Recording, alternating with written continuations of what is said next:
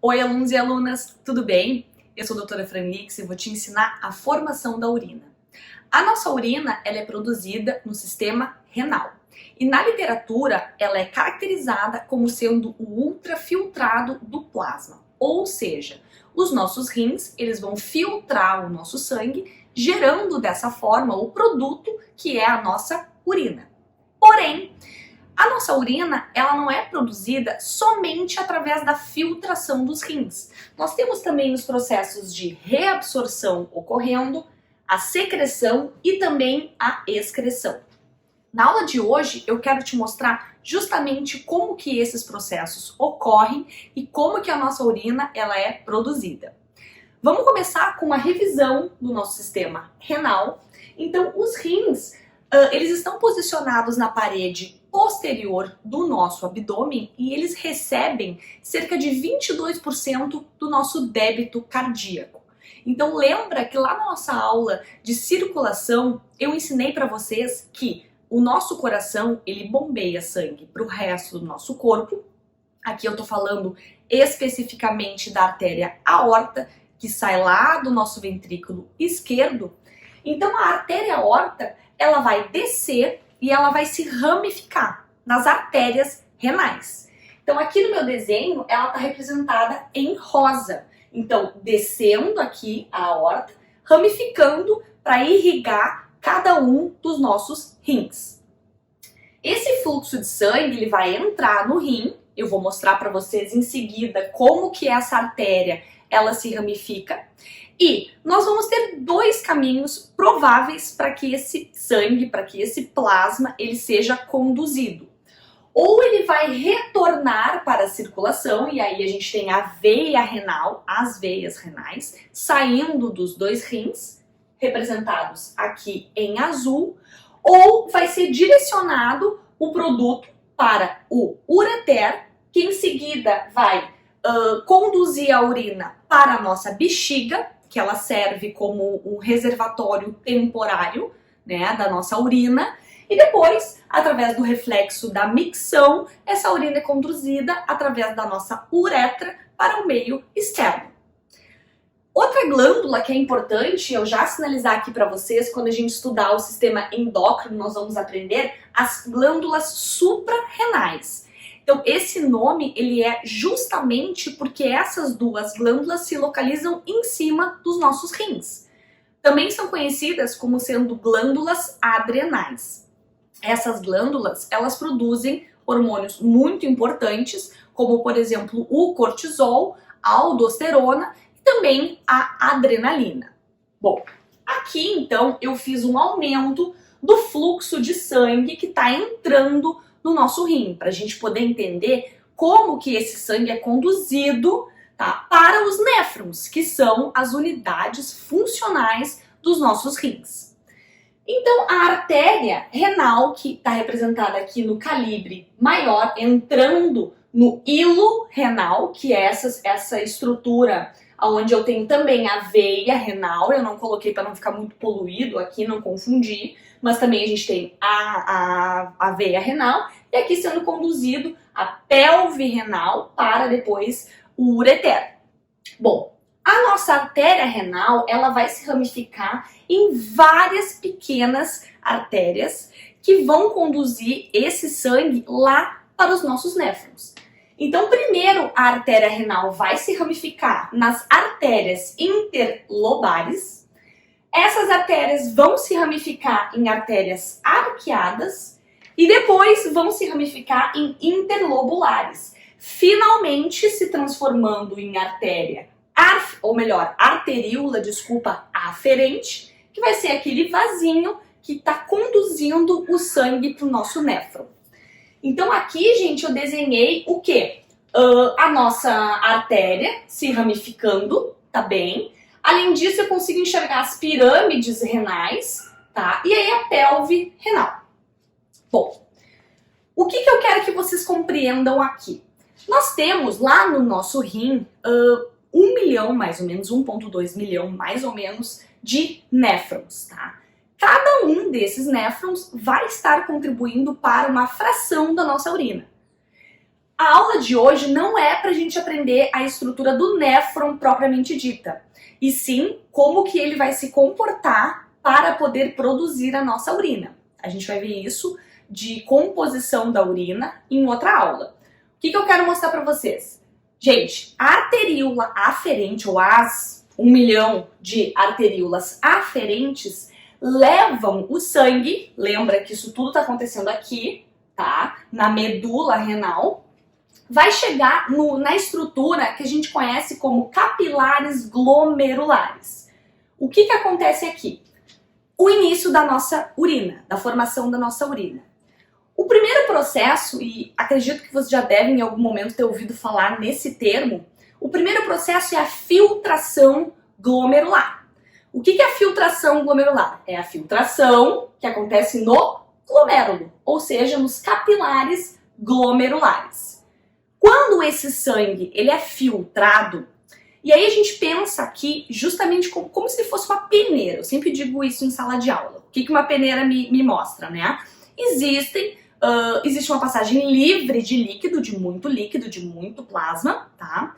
E existem solutos que vão poder passar pela peneira e outros solutos que não podem passar pela peneira. O que eu posso dizer aqui de solutos que não podem passar pela nossa peneira? Hemácias, por exemplo, tá? Proteínas, a maioria, devido ao seu peso molecular. Então a gente não encontra esses elementos na nossa urina. Não é comum nós encontrarmos. Encontramos elas em algumas situações de disfunções renais. Então a minha filtração, que é o primeiro passo para que ocorra a formação da minha urina, ela vai acontecer através de uma barreira seletiva, ok? Bom, então o nosso sangue é filtrado, tá? Nosso plasma é filtrado, porém a gente observa que nem tudo aquilo que é filtrado é excretado. Tá? Guarda, esse termo é bastante importante. Por quê? Porque nós temos um segundo processo de formação da nossa urina, que é a reabsorção. O que é a reabsorção? Aquilo que foi filtrado pode, por exemplo, ser reabsorvido, retornando para a nossa circulação. Um exemplo bem clássico disso acontecendo é a nossa glicose. A glicose ela é filtrada livremente no nosso glomérulo, vai para a cápsula de Bowman, que é essa estrutura em amarelo inicial, tá? Porém, ali no meu túbulo contorcido proximal, que é a primeira estrutura do néfron, não te preocupa que a gente vai aprender isso com calma, eu vou ter a reabsorção. Então, mais uma vez, não é comum eu encontrar glicose na urina, exceto em algumas situações, como por exemplo uma diabetes, que está com a sua glicemia muito alta. Um paciente diabético que está com a sua glicemia muito alta. Existem carreadores que podem saturar durante esse processo.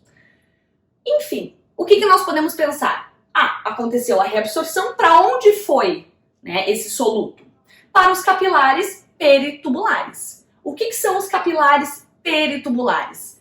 Lembra que eu disse para vocês que quando o sangue chega, ele tem duas hipóteses. Ou ele é filtrado, tá? E aí ele vai lá para nossa urina, ou ele vai passar reto. Então, hemácias, proteínas, por exemplo, saem do nosso néfron através das arteríolas eferentes.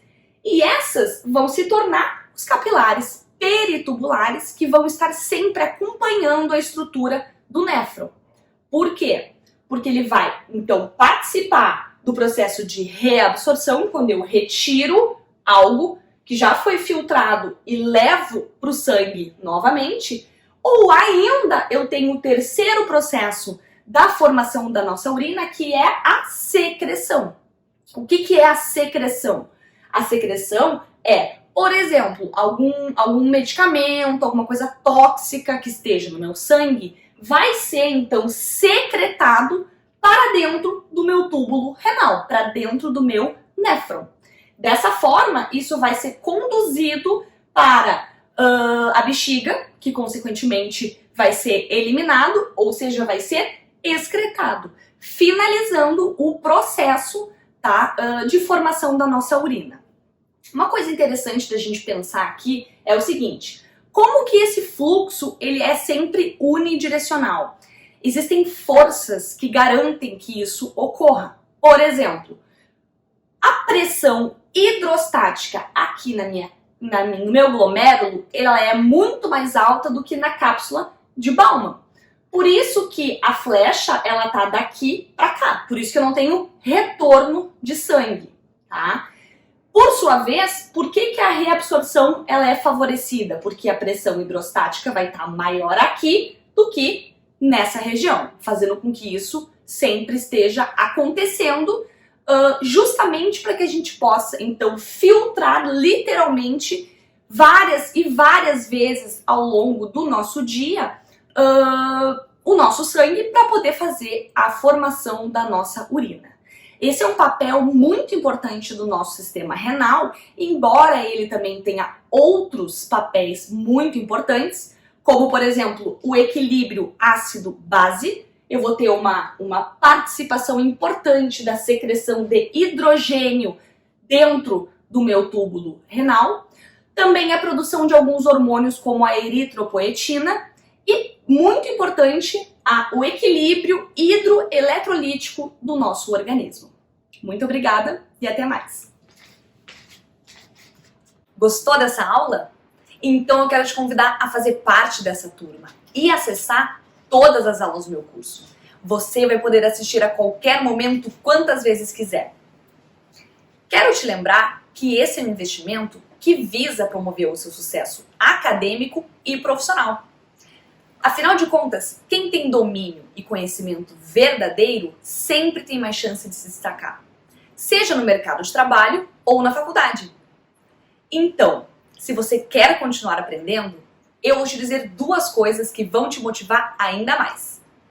A primeira é que eu te dou garantia total de satisfação.